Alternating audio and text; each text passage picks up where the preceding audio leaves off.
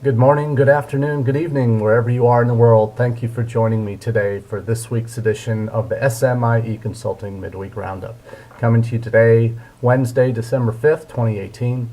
Thanks to all of you who have been watching faithfully here on Facebook Live, watching on YouTube, or later hearing on the podcast. So thanks for taking the time to join me and to hear my take on three important issues of the week in international education.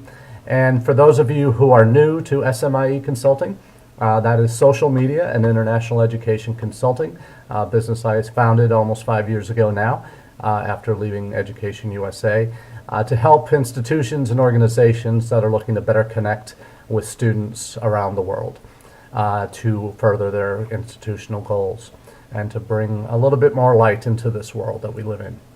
And cross-cultural understanding, to be sure. So for those who have attended one of these sessions before, I'll share with you now that today is coming on the day of former President Bush, George Herbert Walker Bush's funeral at the National Cathedral. Listening to some of the eulogies from his family, from his trusted associates, reminds me of what politicians can and should be, regardless of your party.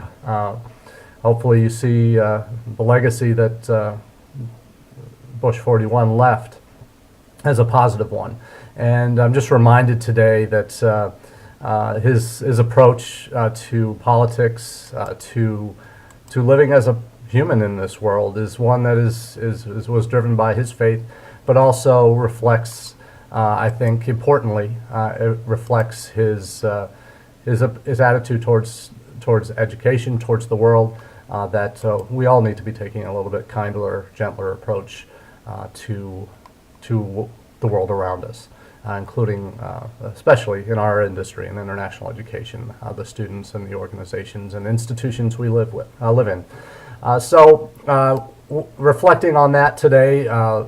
This has certainly left me eyes a little moistened this morning, but certainly in remembering him and some of the formative times of my college days when he was in office around in the late 80s and early 90s.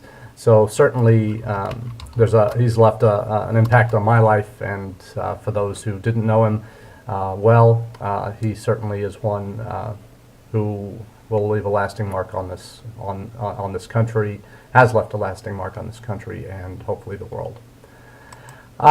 Today, let's get to it. We're talking about three interesting topics, somewhat related, but not always.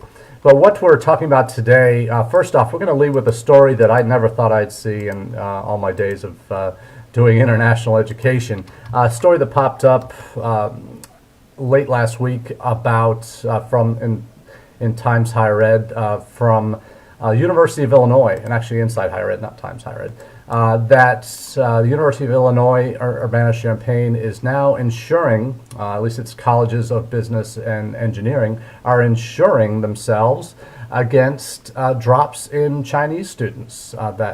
Should there be a minimum 20% drop in Chinese undergraduate or Chinese students at the University of Illinois, it will trigger the payment of, get this, $60 million to the university. That is a pretty penny. Obviously, that doesn't come for free. The university has paid $424,000 to basically get that $60 million policy that insures their programs against the drop. Any future drops in Chinese students that might be coming to their shores, to their institution.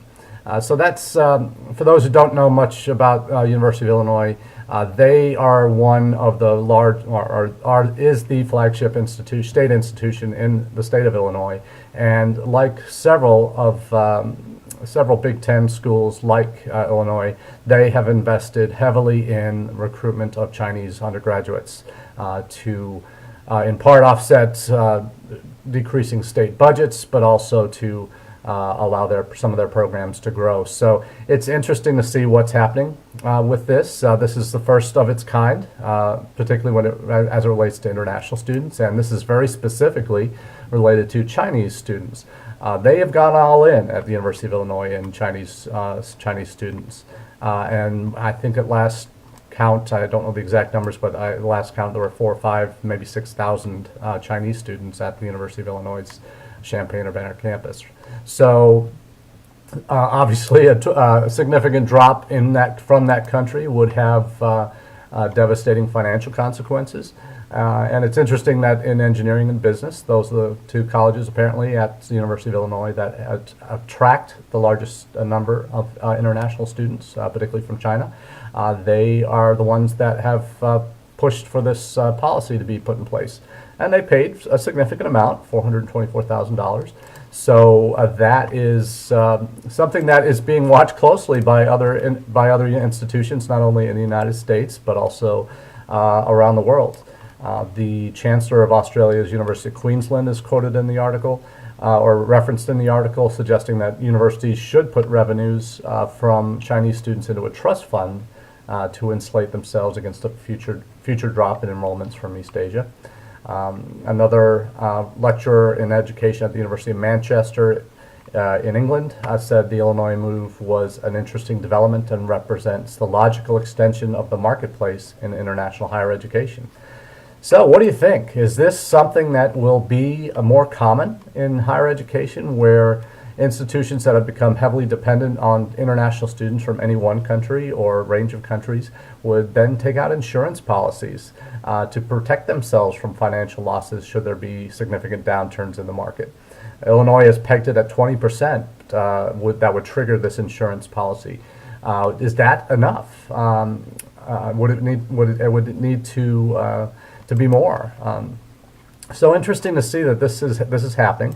The language from Illinois, when asked about why they went with that particular amount and $60 million as the figure, insurance policy figure, the dean of the College of Business there, Jeff Brown, indicated that $60 million was chosen because that roughly is our exposure across the two colleges, College of Business, College of Engineering.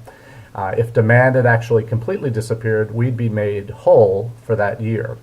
So interesting that he's talking about the $60 million is what it would take to cover them completely for a year if demand dried up completely. So I don't know if that means they would no longer have international students, and then that's what they're budgeting that $60 million on, or if that's just if they lost 20% of Chinese 20% of Chinese students. If they'd had that kind of a drop, then that would cover their disappearance, or the other 80% probably. I don't know. So interesting that's they're probably going to, if that ever were to happen, that would certainly more than cover their costs if only 20% left. But at least that is the insurance policy trigger. $60 million would be the payment of once that number would reach. So are other institutions going to follow suit? Is yours in the position where it might consider doing something like that? It's certainly a very new phenomenon and one that may see some traction in the coming weeks and months or years. I'm curious what you might think about that.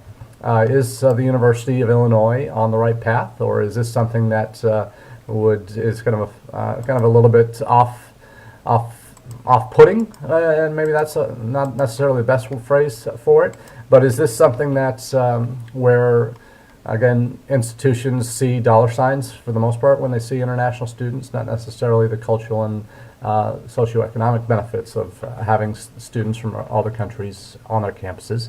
So I'm curious what that will look like in the next year or so. Very, very curious coming out of Illinois, so we'll see what happens there.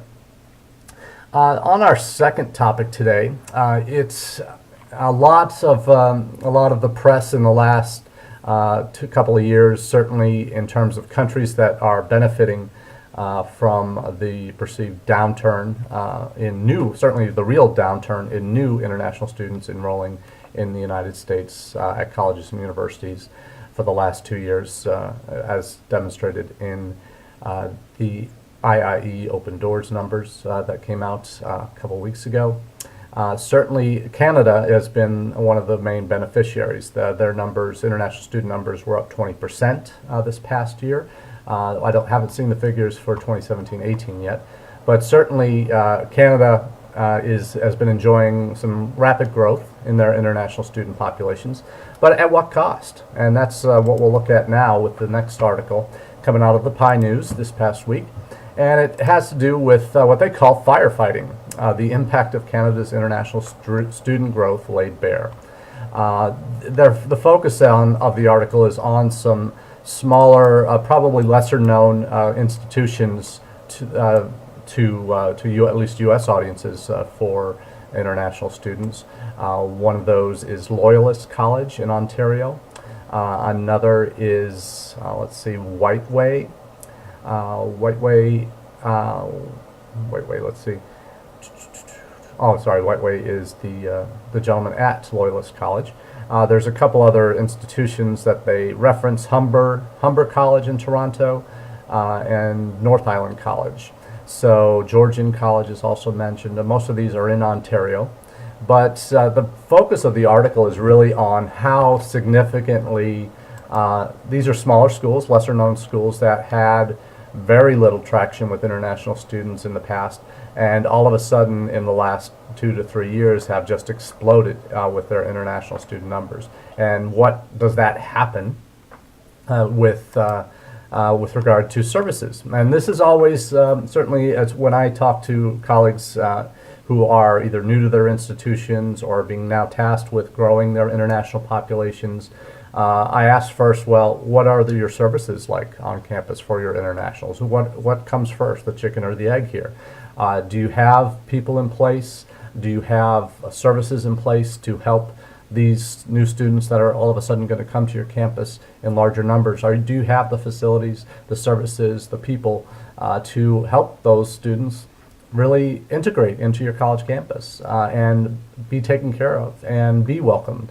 Rather than just an empty set of words, are you actually going to live what you say and bring these students into an environment that is healthy for them, that they're going to feel their needs are met, and that you understand what those needs are, first off. So that's always a question I have for institutions that are just getting into the game or just understanding what it means to really develop an international student enrollment management plan. It's not just a recruiting plan or an admissions plan. If it is, then you're starting off on the wrong foot. Because frankly, why would international students come to your campus that haven't come before? Is it something new that you've added, or are you just going places where they are? What's their motivation going to be? Why would they want to come?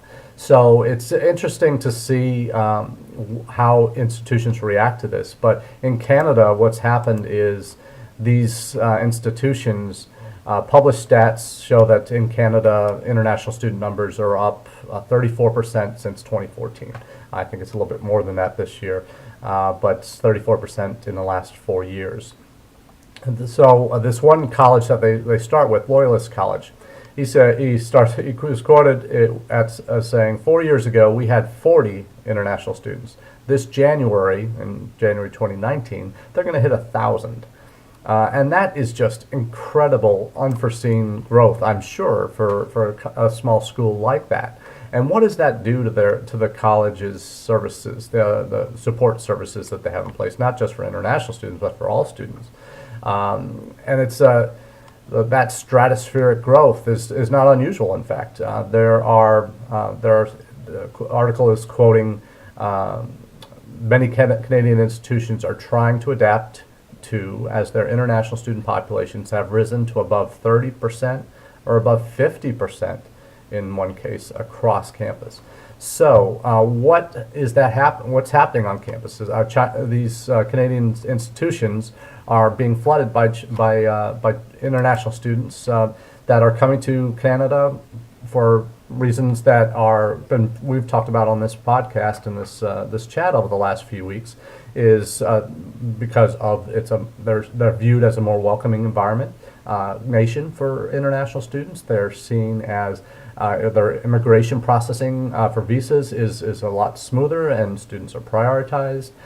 There are very clear lines of transition from study to employment in Canada, and in fact there are certain provinces, interestingly enough, that are experiencing significant population declines, where the universities and post-secondary institutions there are offering incentives for international students to stay in those provinces after they finish their studies, to work, to live, and to become citizens. And there are clear pathways to citizenship through work, after study, through work, and to becoming citizens.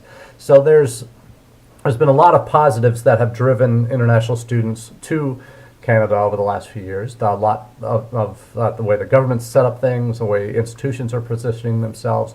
So certainly that is making Canada a more attractive option. Their costs are relatively slightly lower than in the United States, but they are being driven there, not only being attractive, but are being driven there by as we've talked about here as well, by policies of the current administration and the perceived rhetoric of an unwelcoming nation to immigrants, even though students are not immigrants, they're non-immigrants by definition in the visa law regulations.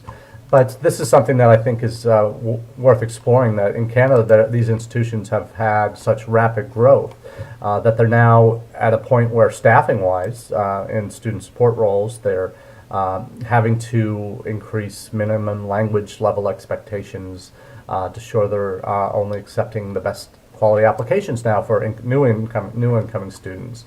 So they're raising their admission standards as a result, because they perhaps can't handle as many students that might have been previously easily acceptable, but are now no longer, they don't have the capacity to take care of them in intensive English language programs or what have you. So I think there's a lot of challenges that these Canadian institutions, the smaller ones in particular, that don't perhaps have already have those support services in place. But I think you're going to see some leveling out here in Canada in the future, because frankly, with so many of these institutions who've experienced this rapid growth, up to 30 to 50% of their total populations being international, there's going to be some reactions against that. And in terms of, and some probably deep thinking going on about, well, is this the right mix of students that we want on our campus? Perhaps in the more populous cities in Toronto, Montreal, Quebec, Vancouver, there may not be as significant as need as in some provinces that maybe are really hungry to have those excess students turn into citizens someday, and tax-paying citizens. So that's something that I think maybe it will be interesting to watch, to see how that develops. But I think what you're seeing across Canada is it's not just these smaller schools, but institutions who already had been active internationally are now at 20, 25%, even 30% international. What does that do to your international student population, to your overall population? What are the impacts on that? And I think you're going to see from the Canadian perspective, and from international students eventually, they'll start to see, okay, well, and institutions will probably start pushing back and saying, well, we don't really want to grow that much more. That 25, 30% is probably about as high as we can go, realistically, in terms of overall dynamics that they're looking for on their college campuses. So it'll be interesting to watch how that develops. And again, the capacity issue is something I've talked about here as far as it relates to U.S. institutions. When you look at the overall percentage of our higher ed enrollment in the United States that is international, we're only at 5. We've been hovering around 5% for the last 5 or 6 years. Now, Canada is from this article, it shows that they're already there are some schools that are 30, 50% international, but I think the average is somewhere around 20 to 25. UK is about that too, 15 to 20, 25. They've had those issues as well. But another country that we'll shift gears to for the third article here is Australia. Australia and Canada probably been the two biggest single beneficiaries in terms of country destinations that have benefited in the last couple of years from the decrease in international students coming to the U.S. New students coming to the U.S. are going to Canada, Australia. What's happening in Australia? Let's look at the number of institutions across these three countries, U.S., Canada, and Australia. U.S. over 4,500 post-secondary institutions, accredited post-secondary institutions. In Canada, less than 100 post-secondary institutions. In Australia, less than 50. I think it's only 35 or so. So their numbers are certainly significantly smaller than of institutions that these prospective international students can enroll in.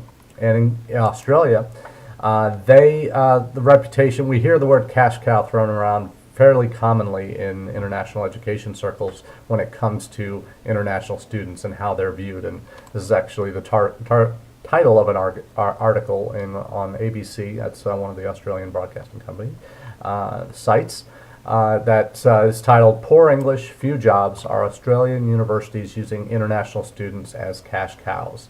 So, damn, that's pretty damning in terms of an indictment of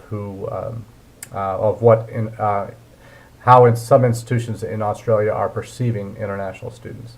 There's some interesting storylines highlighted here. One is reflecting a lecturer who had a student coming into their class, had a Chinese student in their class that made an appointment to come see them, and when that student came, was accompanied by another person who seemed to be more of a translator for the student.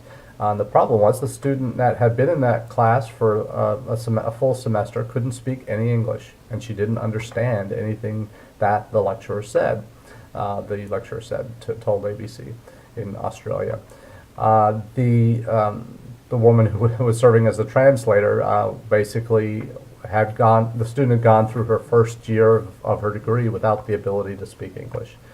So obviously the professors are floored, and they're thinking, "Oh my, how did this ever happen?" And you realize, well, okay, it's being viewed widely as a moneymaker. So English language standards in Australia might not be as high. I'm not sure on that. I don't think that would be the case. But you also see the culture of cheating and sidestepping loopholes or finding loopholes in policies and procedures, and when it comes to testing on IELTS or TOEFL exams or what have you.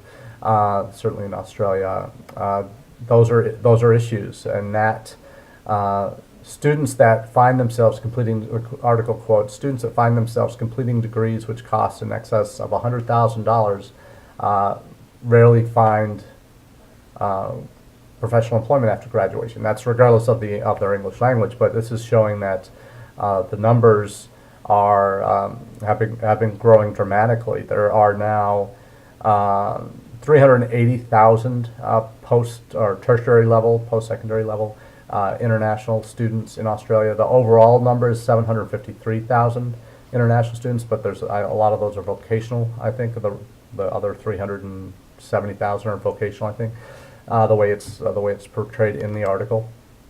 So Chinese students in particular make up 30% of all students, international students in Australian institutions.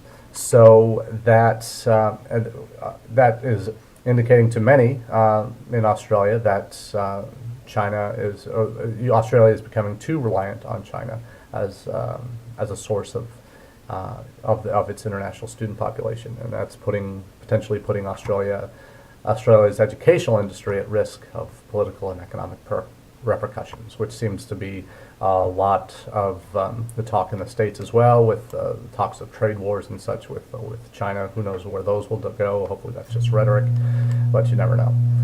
Rhetoric and tweets.